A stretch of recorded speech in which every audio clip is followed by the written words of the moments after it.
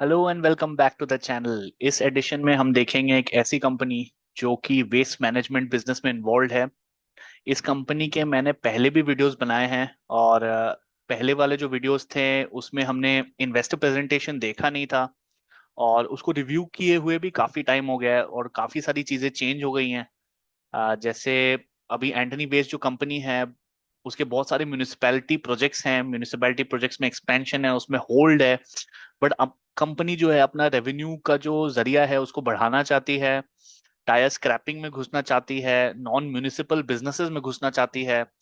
तो कई सारी चीजें चेंज हो रही हैं। तो इस एडिशन में हम देखेंगे इस कंपनी के बारे में, इनके जर्नी के बारे में, इनके एंड टू एंड कैपेबिलिटीज क्या हैं, इनका बिजनेस मॉडल क्या है, इनका स्ट्रेटजी क्या है। It has the largest waste management facility in whole of Asia. Kanjurmarg Mumbai में है वो। वेस्ट टू एनर्जी में ये लोग क्या काम कर रहे हैं, इनके और ग्रोथ प्रोजेक्ट्स कौन से हो रहे हैं। रिफ्यूज रिफ्यूज डिराइव फ्यूल के बारे में हमने बात किया था, फिर बायोमीथेन के बारे में बात किया था, तो उसको भी थोड़ा समझेंगे कि वेस्ट से वो कैसे end to end vertically integrated business एक खड़ा किया उन्होंने और उससे उन्हें बेनिफिट अभी देखना शुरू होगा। इनका जो क्वार्टरली नंबर्स आया है उसमें एक अपटिक देखने को मिला है, रेवेन्यू के नंबर्स में अपटिक देखने को मिला है, और जो ट्रेलिंग 12 मंथ के नंबर्स हैं उसमें भी एक अपटिक देखने को मिली है। फिर हम इनके प्रोजेक्ट के ब्रेकअप के बारे में भी समझेंगे, कौन से म्यूनिसिपैलिटी को ये सर्विस करते हैं, कौन से म्यूनिसिपैलिटी में इनका रैंकिंग कैसा है, और थोड़ा इनके मोड्स के बारे में भी समझेंगे कि टेक्निकल और प्राइसिंग कैपेबिलिटी के हिसाब से जो टेंडर वो डालते हैं उस टेंडर में इनका क्या मोड है, और क्या ये मोड बरकरार रहेगा, और इनका जिस तरीके का परफॉर्मेंस है या जिस तरीके का रीच है, क्या ये कंटिन्यूअसली एक ऐसा बिजनेस बनता रहेगा जो जो कि for years to come will be a positive play on the waste management space in India. or through fractional ownership in stocks you can be a part of owning a business जिसमें स्वच्छ भारत का जो subsidies हैं वो भी इनको मिल रही हैं। तो एक इंटरेस्टिंग प्ले है, एक इंटरेस्टिंग कंपनी है, तो इसको हम देखेंगे थोड़ा और इंडस्ट्री के डायनामिक्स भी समझेंगे। तो पहला जो स्लाइड है इनके की माइलस्टोन्स Q3 FY25 के बारे में है। तो ये जो मैं बात कर रहा था रिफ्यूज डिराइव फ्यूल, तो रिफ्यूज डिराइव फ्यूल जो है वो उनका जो सॉलिड वेस्ट है, सॉलिड वेस्ट के थ्रू एक एक ब्रिक जैसा बनता है जो सीमेंट फैक्ट्रीज को बिकता है, जिसको वो फ्यूल की तरह यूज करके अपने सीमेंट फैक्ट्रीज पावर ऑन करते हैं। तो ये एक बहुत बड़ा एड ऑन चीज वो लोग कर रहे हैं। तो इनका अगर बिजनेस देखा जाए तो उसको भी समझेंगे, थोड़े डेप्थ में समझेंगे। बट पहले इनके की माइलस्टोन समझ लेते Q3 FY25 में क्या थे। तो in terms of the amount of CO2 emissions that it avoided, 3,334 tons, 23 million plus units of green units generated through the Pune plant that they have, which is the waste to energy plant, or 1.18 million plus tons of waste managed, और और ये सारे H WT plant in Pimpri achieved.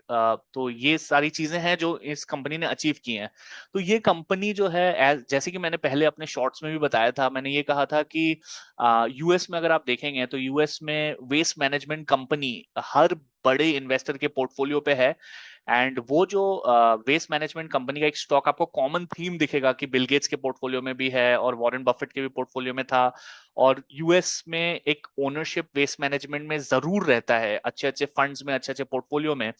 और Indian space में this can be interesting play, और इसका valuation और वो सारी चीजें हम थोड़ा डेप्थ में समझेंगे।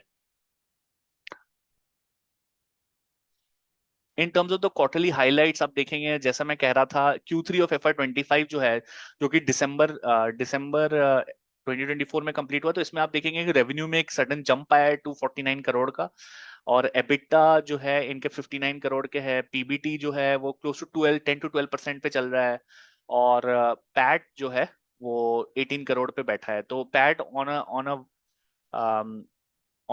कंसिस्टेंट बेसिस 9 to 10% पे इनका पैट करेंटली चल रहा है।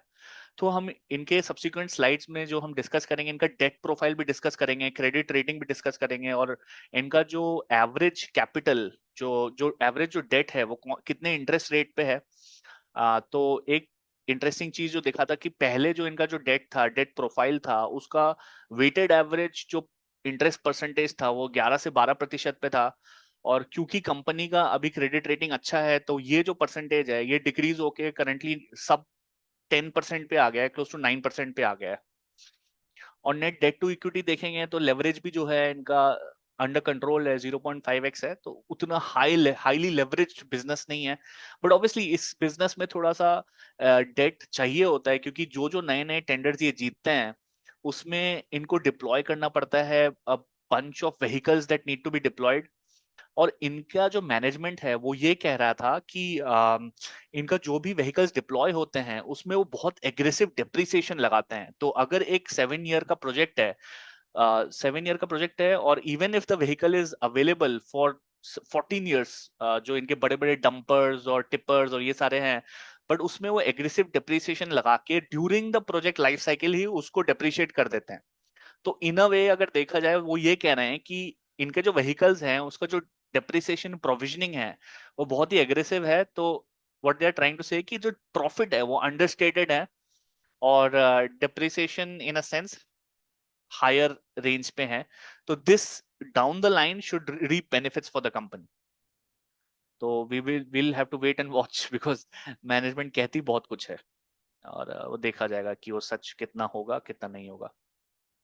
थोड़ा बिजनेस के बारे में समझते हैं। ये मार्केट लीडर है in terms of player in solid waste management industry, 2 decade का ऑपरेशनल एक्सीलेंस है। और पहले क्या होता था, पहले जब टेंडर डलती थी तो अगर आपके पास फाइनेंशियल वेरविथॉल था, आपके पास पैसे थे, तो आप बहुत सारे टेंडर जीत सकते थे। बट अब चीजें थोड़ी ऑर्गेनाइज हो गई हैं, क्योंकि अभी होता क्या है कि अगर आपको म्यूनिसिपैलिटी से प्रोजेक्ट्स लेने हैं, एमएमआरडीए से लेने हैं या नोएडा अथॉरिटी से लेने हैं, तो उसके लिए आपको 7-7 साल के प्रोजेक्ट्स लगते हैं। तो 7 साल के प्रोजेक्ट पे वो सिर्फ आपका जो फाइनेंशियल वेरविथॉल है वो नहीं देखते, आपके टेक्निकल एक्सपर्टीज भी देखते हैं। तो एक दोनों का मिक्स होना बहुत जरूरी है।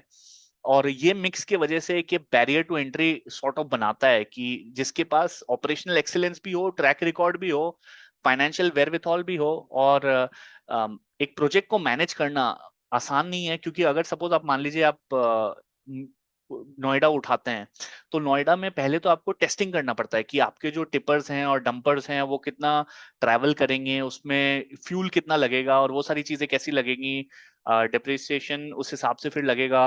एंड देन उसके बेसिस पे, आपके टेस्टिंग के बेसिस पे कि आपका रनिंग कॉस्ट कितना होगा एक प्रोजेक्ट के लिए, उसके बेसिस पे आप एक टेंडर डालते हैं। तो आपको जैसे जैसे आप इस बिजनेस में आप टाइम स्पेंड करते जाएंगे, तो टेंडर प्राइसिंग कितना एग्रेसिव होना चाहिए या कितना प्रूडेंट होना चाहिए becomes a crucial factor, right.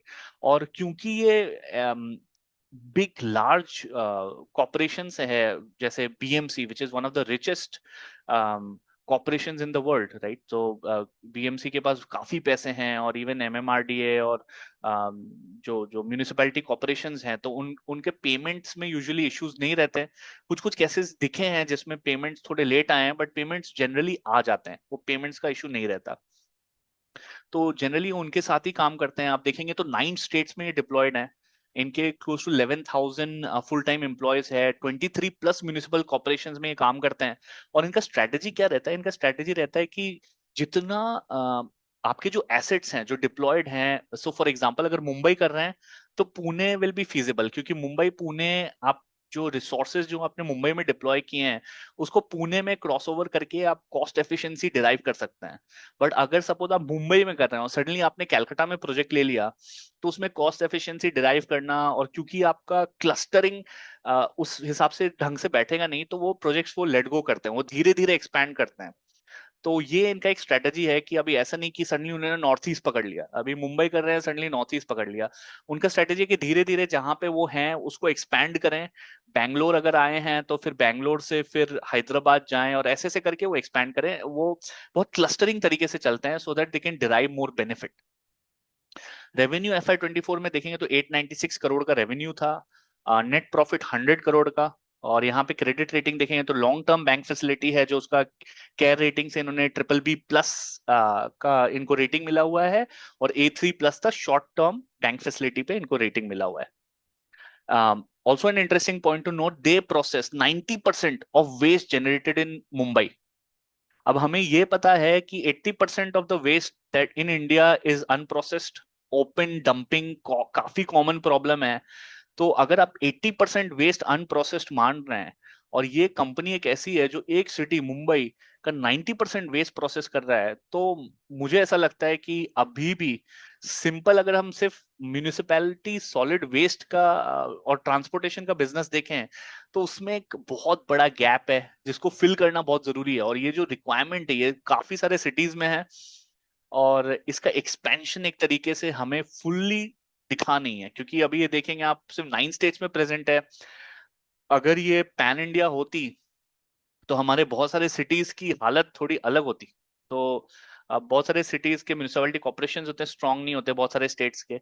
तो वो धीरे धीरे जैसे जैसे स्टेट्स का ट्रेजरी स्ट्रांग होता जाएगा और उनका पेइंग कैपेसिटी स्ट्रांग होता जाएगा, उनका म्यूनिसिपैलिटी स्ट्रांग होता जाएगा, तो definitely see a use case for this companies to expand. I am not only saying specifically for Antony waste but also other companies involved in the waste management space. इनका थोड़ा सा journey अगर हम देखें तो एंटी वेस्ट हैंडलिंग सेल 2000-2002 में incept हुआ था। फर्स्ट प्रोजेक्ट जो इनको मिला था बीएमसी से मैनुअल स्वीपिंग का प्रोजेक्ट मिला था। तो जो रोड्स में जो स्वीपिंग होता है, मैनुअल स्वीपिंग, उस समय मैकेनाइज स्वीपिंग नहीं थी, तो मैनुअल स्वीपिंग से इन्होंने स्टार्ट किया था। फिर धीरे धीरे करके इनके मैकेनाइज स्वीपिंग ले लिया इन्होंने। तो जैसे ट्रेन स्टेशन में आप देखते हैं मैकेनाइज स्वीपिंग रहती हैं, या रोड्स पे भी कई सारी जगहों पे, मरीन ड्राइव या वो सारी जगहों पे मैकेनाइज स्वीपिंग रहती है। तो इन्होंने मैकेनाइज स्वीपिंग, पहले मैनुअल स्वीपिंग लिया, फिर मैकेनाइज स्वीपिंग लिया, और फिर कलेक्शन एंड ट्रांसपोर्टेशन का कॉन्ट्रैक्ट मिला इनको। तो सेंट्रल वार्ड बीएमसी से इनको कलेक्शन एंड ट्रांसपोर्ट का कॉन्ट्रैक्ट। तो this is how they started 2009-2010 में। तो इन्होंने इनिशियल अपने जो 8-9 साल है यही चीजें की बीएमसी के लिए, मैकेनिकल स्वीपिंग, मैकेनाइज स्वीपिंग और कलेक्शन एंड ट्रांसपोर्टेशन। और good good after good 8-9 years of track record, इन्हें कांजूरमार्ग का लैंडफिल प्रोजेक्ट मिला, जो कि एशिया का लार्जेस्ट लैंडफिल प्रोजेक्ट है। इसको और डिटेल में हम समझेंगे। फिर इन्होंने पार्टनरशिप की है ब्राजील वेस्ट फॉर्म से। और फिर ये देखेंगे आप 2015 और 18 में, फिर इनको फिर सीएनटी प्रोजेक्ट मिला एनएमएमसी से। फिर वेस्ट टू एनर्जी सेगमेंट में ये घुसे। पुणे चिंचवाड़ा में इनका वेस्ट टू एनर्जी सेगमेंट है, जहां पे वेस्ट को लेके वो एनर्जी कंपोस्टिंग भी एक करते हैं, और एनर्जी भी प्रोड्यूस करते हैं, इलेक्ट्रिसिटी भी प्रोड्यूस करते हैं थ्रू वेस्ट। वेस्ट के जो स्लरी होते हैं उससे एनर्जी भी प्रोड्यूस करते हैं। फिर 2021 2022 में आप देखेंगे कि various CNT collection and transportation projects इनको अवार्ड हुए। बायो माइनिंग कॉन्ट्रैक्ट मिला जीएनआई डीए से, और ये लिस्ट हुए एनएससी और बीएससी में। और power sweeping Nagpur municipal corporation का इनको अवार्ड हुआ। राइट। और यहाँ पे आप देखेंगे कि फिर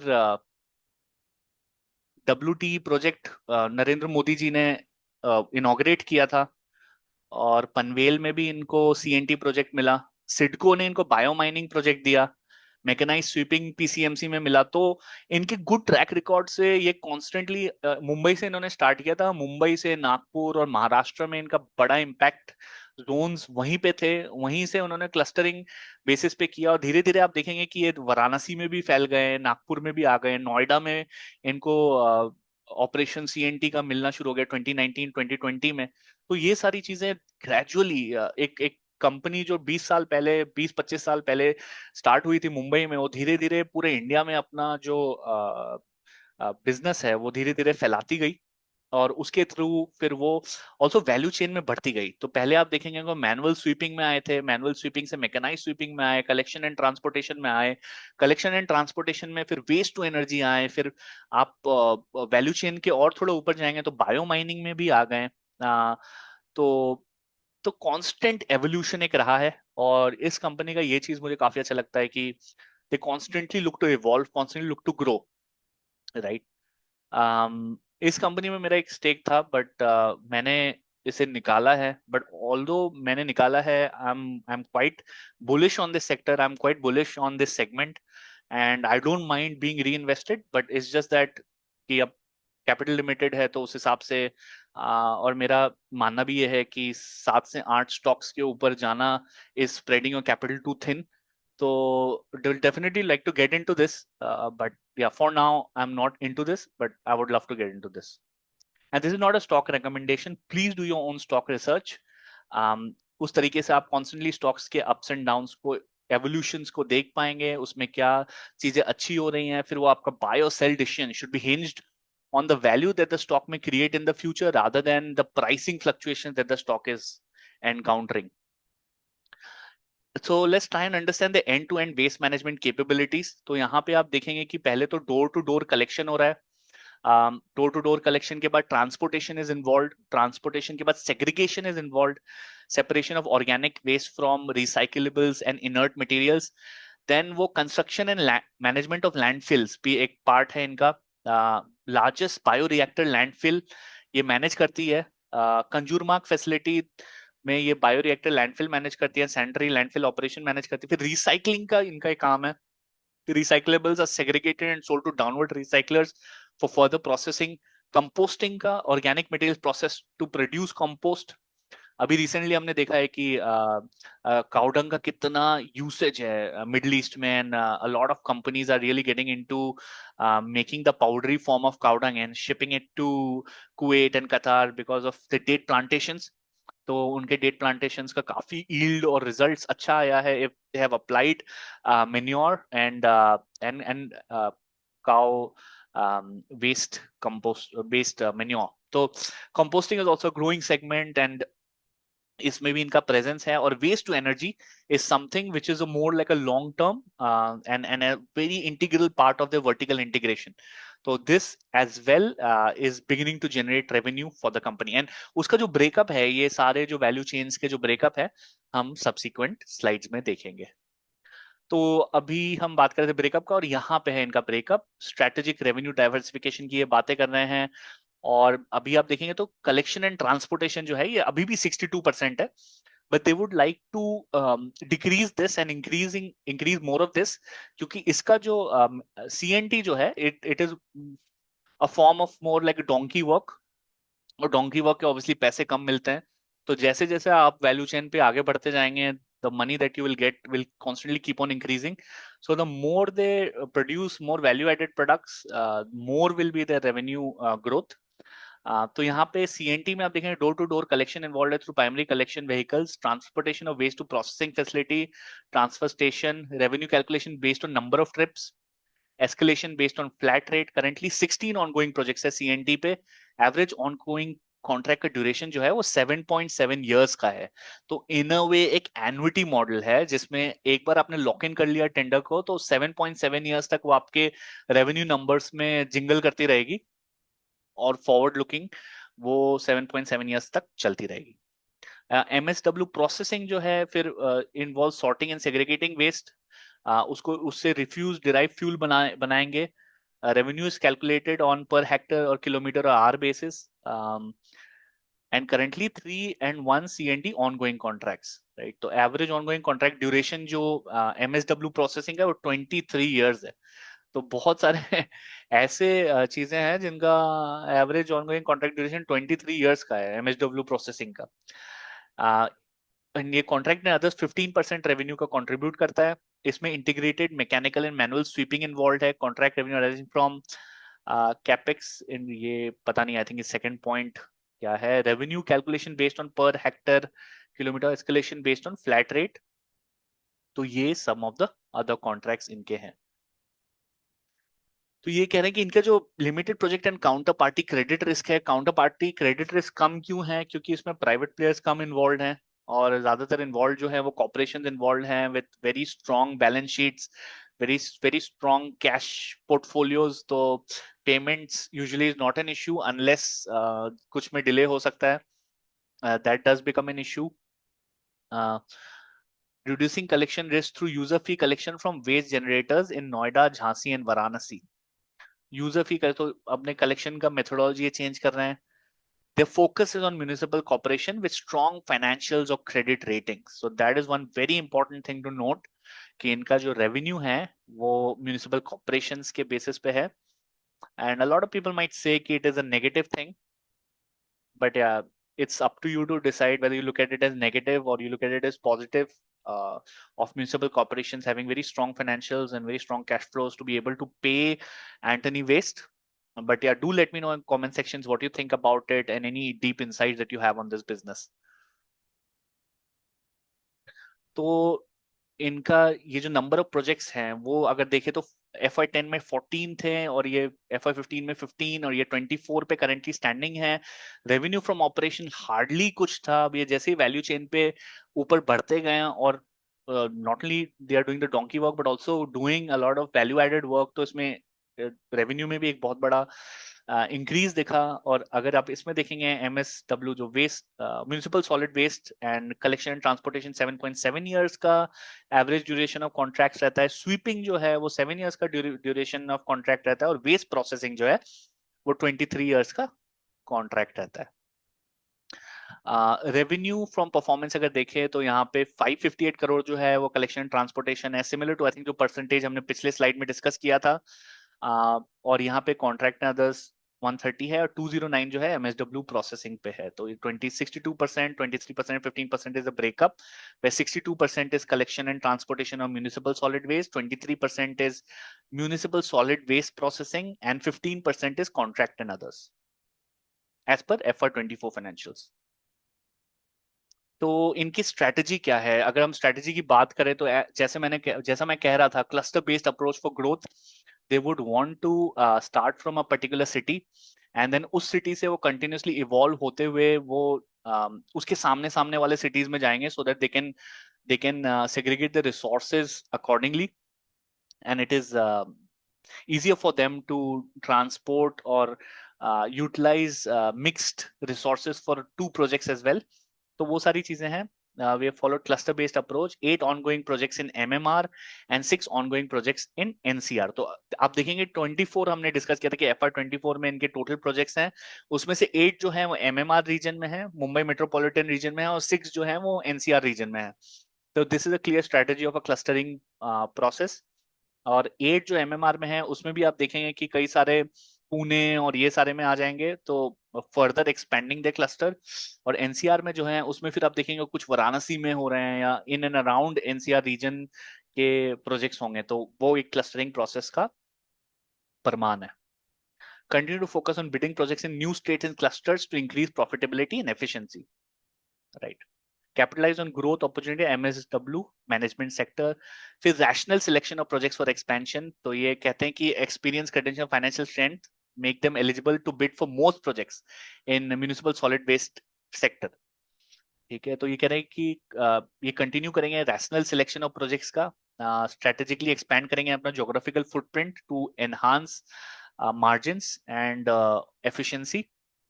और ये चाहते हैं कि अपने जो MSW वैल्यू चेन में कॉन्स्टेंटली अप मूव करते रहें, diversifying into emerging waste management area. जैसे car scrapping is something that they looking at, तो उन्होंने सब्सिक्वेंट स्लाइड में नंबर्स भी प्रेजेंट किए हैं, तो उसको भी डिस्कस कर लेंगे। तो WTE सेग्रीगेशन बायोमाइनिंग, सो जिसकी हम बात कर रहे थे कि MSW वैल्यू चेन में वो ऊपर की तरफ जाते जाएं, तो WTE is definitely one of them. इसमें क्या होता है कि वेस्ट को वो लेके एनर्जी में कन्वर्ट करते हैं एंड वो इलेक्ट्रिसिटी जो है वो बेचते हैं, right.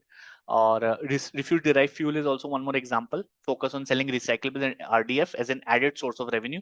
Focus on biomining, which can be used to reclaim dump sites in tier 1 and tier 2 cities, which has huge potential in the future. तो इसमें उन्होंने डिस्कस किया है कि कैसे वो they have the largest single location plant in Asia. They manage 90% of the total waste generated in Mumbai, which is handled in the Kanjurmarg site. और यहाँ पे आप देखेंगे टनेज और रेवेन्यू इनका कॉन्स्टेंटली इंक्रीज हुआ है। तो ये 2011 टू 2017 इनका एक कॉन्ट्रैक्ट हुआ होगा, देन उसमें कॉन्ट्रैक्ट में सडन, तो आप देखेंगे कि ये जो ग्राफ इसमें दिख रहा है ये फ्लैट लाइन है, then sudden increase, flat line है, sudden increase. So this would be based on the contract duration, and जैसे जैसे वो अच्छा काम करते गए तो उनका जो उन पे जो भरोसा था वो BMC का बढ़ता गया, और उसके वजह से उन्होंने कॉन्स्टेंटली उनको टनेज और रेवेन्यू हायर देना शुरू कर दिया। Also we need to understand कि जो वेस्ट है, वेस्ट का भी एक ग्रोथ पैटर्न है। तो constantly as the population evolves the waste, जैसे हमने डिस्कस किया था कि 80% of the waste is untreated, उसमें से भी जो ग्रोथ हो रहा है वेस्ट का वो कांस्टेंट एवोल्यूशन में है। Different types of waste evolve हो रहे हैं। Electric waste is also huge problem, mobiles और टीवीज और ओल्ड कंप्यूटर्स। तो इसका भी एक सॉलिड जरिया बनाना बहुत जरूरी है कि आप इसको ढंग से रिसाइकल कर सकें। तो इसमें भी बहुत काम बाकी है। तो प्रोजेक्ट टेन्योर जो कंज्यूमर का है वो 26 ईयर्स का है। 2010 में स्टार्ट हुआ था, 2036 में 2036 तक चलेगा और ये 26 ईयर्स का है। यहाँ पे देखेंगे आप इन्होंने कैसे कैसे इसका इंक्रीज एस्केलेशन इसमें डाला हुआ है। ये फ्यूचर में भी ये जा रहा है, ये ग्राफ 2033 तक जा रहा है। Currently they are handling 6,000 tonnes. Balance tenure जो बचा है 13 ईयर्स बचा है इस कंज्यूमर फैसिलिटी में। यहाँ से ये RDF refuse derive fuel produce कर रहे हैं। Design construction operation maintain of integrated waste management on DBOOT basis. तो ये कुछ नंबर्स थे इनके कंज्यूमर मार्क फैसिलिटी के। और वो जो वेस्ट टू एनर्जी की हम बात करें तो Maharashtra first integrated waste to energy project ये August 1 2023 में इनॉग्रेट हुआ था। प्रोजेक्ट का टेन्योर जो है 2040 तक है। और ₹5 पर यूनिट पे ये लोग ये बेच रहे हैं इलेक्ट्रिसिटी पुणे म्यूनिसपैलिटी को। और this is the first municipality to buy power under the green energy open access rules. 30 acres of land was provided by corporation to Antony waste. And ये कह रहे हैं कि entire project utilizes recycle water from Chikhali sewage treatment plant eliminating need for fresh water dependency. तो काफी एक sustainable green initiative इनका है कि वेस्ट को लेके on on municipal land land भी म्यूनिसिपैलिटी ही दे और उस पे पानी भी म्यूनिसिपैलिटी दे जो कि रिसाइकल्ड पानी हो, सुएज प्लांट से जो निकलता है वो वाला पानी हो, और उसको यूज करके they generate something which which decreases the carbon footprint of the company. तो in terms of the project execution अगर देखें कौन कौन से प्रोजेक्ट्स हैं तो 25 ऑनगोइंग प्रोजेक्ट्स हैं, 9 स्टेट्स में हैं। और कलेक्शन एंड ट्रांसपोर्टेशन आप देखेंगे तो ये सारे आप जेपी इंटरनेशनल स्पोर्ट्स, ये ग्रेटर नोएडा, झांसी, बेंगलुरु में है, नागपुर, नासिक, नवी मुंबई, नोएडा, नॉर्थ दिल्ली, पनवेल, ठाणे, वाराणसी में 16 प्रोजेक्ट्स चल रहे हैं। 5 प्रोजेक्ट जो मैकेनाइज स्वीपिंग की है वो ग्रेटर नोएडा, नागपुर, नवी मुंबई और पिंपरी में चल रहा है। वेस्ट प्रोसेसिंग एंड डिस्पोजल जो है वो पुणे, मुंबई और सिडको में चल रहा है, नवी मुंबई में। और कंस्ट्रक्शन डिमोलिशन वेस्ट जो है वो मुंबई में चल रहा है। In terms of technology back vehicles requirement these are some of the vehicles that they use. तो इसमें compactor, small tipper, dumper placer, ये आपने आई थिंक देखा होगा सिटीज में ये कलेक्ट करने आते हैं वेस्ट। और ये कॉम्पैक्टर तो काफी यूज होता है। तो ये these are the number of assets that they have, small tipper and electric vehicle and ये सारी चीजें हैं। तो they use this to collect the waste and process the waste. And these are some of the companies that they work with us in terms of equipment vendors. Caterpillar और Bucher और बड़े बड़े नाम हैं और ये इम्पोर्टेड आइटम्स आ रहे हैं। Experience JV partner scientific landfill at Kanjurmarg. तो ये इनका some of the technology that they use to dump और कलेक्ट वेस्ट। तो ये काफी इंटरेस्टिंग पॉइंट है। जो इनका जो consolidated average cost of borrowing है एज एट 31 मार्च 2010 जो इनके क्रेडिट रेटिंग के हिसाब से 12.4% था। और इनका हमने डेट टू इक्विटी रेशियो देखा क्लोज टू 0.5x है। और वो जो डेट है जो इनके बुक्स में है वो करेंटली अभी 9.6 के एवरेज कॉस्ट ऑफ बोरिंग्स पे है। तो एक रिडक्शन हमें देखने को मिला है in cost of borrowing from 12.4% to 9.6%। And these are the amount of debt that they have. तो यहाँ पे आप देखेंगे कि ये सारे लैक्स में तो 165 करोड़ ये सब आप ऐड करेंगे तो आपको टोटल मिल जाएगा। और ये इनके कंपनी नेम्स हैं जो, और ये एजेंसी हैं जो इनका रेटिंग करती हैं। क्रिसिल और केयर रेटिंग इन्वॉल्व है इसमें। इंस्ट्रूमेंट्स ये टर्म लोन कुछ लॉन्ग टर्म है कुछ शॉर्ट टर्म है। और अभी हमने देखा था कि लॉन्ग टर्म का इनका BBB पॉजिटिव था और शॉर्ट टर्म का AAA नेगेटिव ऐसा कुछ था पिछले वाले स्लाइड्स में। और उसका जो weighted average cost of borrowing है वो 9.6% पे है, which is commendable given the fact कि 2020 में 12.4% पे था। ये ग्रुप स्ट्रक्चर है, ये आई थिंक आप खुद से एक्सप्लोर कर सकते हैं इनके इन्वेस्टर प्रेजेंटेशन में। I won't get deep into it. और ये कुछ रैंकिंग्स हैं जो इनको मिले हैं। नवी मुंबई में आप देखेंगे थर्ड के रैंकिंग में, नोएडा में 14th more than 1 lakh population पे, तो वाराणसी में first, 5 star rating in New Delhi MC garbage free city. और तो इनकी ये रैंकिंग्स है।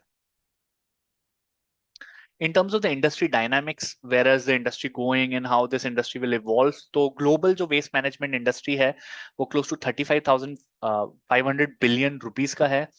और जो इंडिया में अभी जो है वो 45 बिलियन है। तो आप देखेंगे इंडियन का हार्डली ये पाए पे कुछ भी परसेंटेज है, बहुत एक छोटा परसेंटेज है। और India's waste management industry has enormous growth potential is what they saying in the investor presentation. In terms of average Indian practices higher open dumping versus global average, तो ये इंडिया का है और ये ग्लोबल का है। यहाँ पे आप देखेंगे 25% इज बीइंग रिसाइकल्ड। इंडिया में ये बहुत छोटा पार्ट है। ओपन डंपिंग 77% है यहाँ पे। लैंडफिल इनका 52% है ग्लोबली। कंपोस्टिंग 10% हो रहा है, इंडिया में थोड़ा हायर हो रहा है, 18% हो रहा है। और वेस्ट टू एनर्जी 13% है, जो कि यहाँ पे काफी लोअर रेंज पे है। In terms of the growth trajectory that the business will take, so what they're expecting is, in terms of INR billion, 70 billion rupees का business by FY26। और वेस्ट जनरेशन आप देखिए 86 to 95 या FY26 तक। And then यहाँ पे इन्होंने geography wise vehicle scrapping market भी लेआउट किया है। तो एनीवन हुज अवेयर कि इस बिजनेस में कितना ये deep they've gone into, where they are with vehicle scrapping, please let me know in the comment section, would love to know from the community. तो यहाँ पे महाराष्ट्र का आप देखेंगे कि इसका प्रोजेक्टेड नंबर्स हैं कि करंट कितना है और फ्यूचर में कितना होगा। तो यहाँ पे आप देखेंगे कि हर स्टेट में ये ग्रोथ ट्रेजेक्टरी पे ही रहेगा। तो इमर्जिंग एरियाज ऑफ ग्रोथ की जो हम बात कर रहे थे उसमें बायोमेथिनेशन, रिफ्यूज डिराइव फ्यूल और बायो माइनिंग है। रिफ्यूज डिराइव फ्यूल की हमने बात की थी कि ये जो भी रेसिडुअल ड्राई कंबस्टेबल फ्रैक्शन है होता है म्यूनिसिपल सॉलिड वेस्ट का, लेदर पेपर टेक्सटाइल, उसको एक कोल का सब्स्टिट्यूट बना के वो सीमेंट किल्न्स और power production and steel manufacturing में यूज करते हैं रिफ्यूज डिराइव फ्यूल को।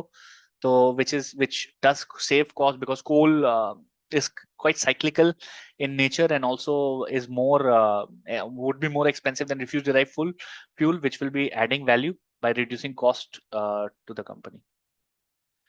In terms of biomining आप देखें तो यहाँ पे loosened layers of old waste are spread with composting biocultures। तो ये biomining और biomethanation का भी इनका ये पार्ट है। तो ये ESG पे हम लोग ज्यादा फोकस नहीं करेंगे, सस्टेनेबल एनर्जी और कमिटमेंट टू एनवायरमेंटल स्टूवर्डशिप, ESG को स्किप करेंगे। एंड यहाँ पे थोड़ा कंसोलिडेटेड फाइनेंशियल स्टेटमेंट्स देखेंगे। और रेवेन्यू जो है ये देखिए आप, FY23 में 877 करोड़ पे था और यहाँ पे 896 करोड़ पे है। और कांस्टेंट ग्रोथ सिंस 2020 FY20 हमें देखने को मिला है 465 से, मतलब आप कह सकते हैं कि ये ऑलमोस्ट डबल के ग्रोथ, डबल से कम के ग्रोथ ट्रेजेक्टरी पे रहा है। But what I feel is the growth in the next 5 years is going to be much higher than what it was from 2020 to 2024 because in terms of waste management we are still maturing as a country and it is being taken more seriously now, uh, given where we are at our developmental stage। तो profit before tax का margin आप देखेंगे 12.2% पे है। ROC and ROE में constant एक reduction, जैसे जैसे इन्होंने ज्यादा ज्यादा प्रोजेक्ट्स लेना शुरू किया है इसमें कांस्टेंट एक रिडक्शन देखने को मिला है। और ये एक कांस्टेंट है। तो यहाँ पे भी आप देखेंगे 0.5x का इनका net debt to equity ratio. ठीक है, आई थिंक ये टेंडर वैल्यूएशन यहाँ पे ये बात करते हैं कॉस्ट बेस्ड बिडिंग प्रोसेस का। मतलब इसका एक एडवांटेज वही है कि अब थिंग्स हैव बिकम मच टाइटर। आपको एक एक्चुअली प्रूव करना पड़ता है आप टेक्निकली कितने स्ट्रांग है, आपका कितना एक्सपीरियंस रहा है। तो जो वो कह रहे हैं कि हर म्यूनिसिपल सॉलिड वेस्ट टेंडर में वो एलिजिबल रहते हैं। वो जीते ना जीते वो तो बात की बात है, वो रेट की बात है।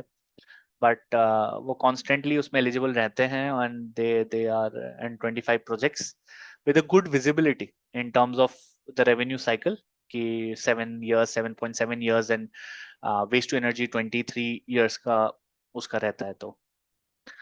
तो क्विकली हम क्या करेंगे, हम एक बार स्क्रीनर भी देखेंगे in terms of what the numbers look like. I think the prices have been on the muted side. यहाँ पे आप देखेंगे मार्केट कैप जो है बहुत ही छोटी कंपनी, 1430 करोड़ की कंपनी है। तो जनरली इस साइज की कंपनी, और बाय द वे इसमें MIT फंड जो है वो इन्वेस्टेड है। ये मैंने अपने पिछले वीडियो में भी कवर किया था कि MIT फंड कौन कौन से बिजनेस में इन्वेस्टेड है। एंड क्लोज टू 6 to 7% का स्टेइंग MIT फंड का एंटनी वेस्ट हैंडलिंग सेल में है। It is one of the top five players in the Indian municipal waste management industry with a track record of 20 years. Stock का जो PE है 19.6 है, which is quite reasonable given जो revenue growth हुआ है। Profit margin is something I am not a big fan of, जो कि काफी लोअर परसेंटेज पे है। बट मेरे को ऐसा लगता है कि अभी करंटली जो है, जैसे जैसे उन्होंने बातें की हैं और they are yet to go higher on the value chain in the waste segregation और ट्रांसपोर्टेशन से वो मूव अप करके रिफ्यूज डिराइव फ्यूल और उसमें जाएंगे, तो वो एक चीज है जो कॉन्स्टेंटली होने वाली है। तो आई फील जो प्राइस टू अर्निंग्स है और लोअर आएगा और इनका जो प्रॉफिटेबिलिटी है वो और इंक्रीज होगा। प्राइस एक्शन देखें तो यहाँ पे आप देख सकते हैं कि सिंस इट्स आईपीओ ज्यादा एक्शन देखने को मिला नहीं है। बट मेरे को ऐसा लगता है कि these are strong structural plays for long term. और अगर इसको with a 10 year view, 10-12 year view रखें तो ही बेहतर रहेगा। आप क्योंकि इसमें फ्लक्चुएशंस आपको काफी देखने को मिल सकती हैं। But the story, I think the story is quite exciting to be in. And any time of the day, I would have this in my portfolio. Although I do not have it now, but if I do get an opportunity in the coming time, I will definitely pick this up. Having said that, that is basis current information. If things change, if something comes to light, then uh, I'm allowed to change my opinion and and exit from the stock. In terms of आप इनका देखिए, हमने जो 873 करोड़ का discuss किया था FY24 का, trailing 12 month में 901 करोड़ पे ये लोग बैठे हैं। एक्सपेंसेस इन्होंने इनकी इंक्रीज हुई है और यहाँ पे आप देखेंगे प्रॉफिटेबिलिटी जो है वो रिड्यूस हुआ है, तो अर्निंग पर शेयर जो है वो भी रिड्यूस हुआ है। शेयर होल्डिंग पैटर्न में आप FII इसमें देखेंगे कि MIT इसमें कॉन्स्टेंटली इन्वॉल्व है। 6.96% इनका था और वो अभी भी 6.93% लेके बैठे हुए हैं। or 238 Plan Associates LLC. I don't know which fund is this, but even they are invested. In terms of the big public figure, ऐसा कोई दिखा नहीं मुझे जो invested है. But yeah, that's it from my side on this edition of reviewing and discussing Anthony Waste handling cell stock. Please let me know in the comment section what you thought about that analysis. Please do like and subscribe to the channel. Your subscription helps me in growing the channel and putting out more quality content for you. Also, it allows me to improve the reach of the channel and motivates me to keep putting out more regularly, uh, more analysis. Thank you so much and have a great day ahead.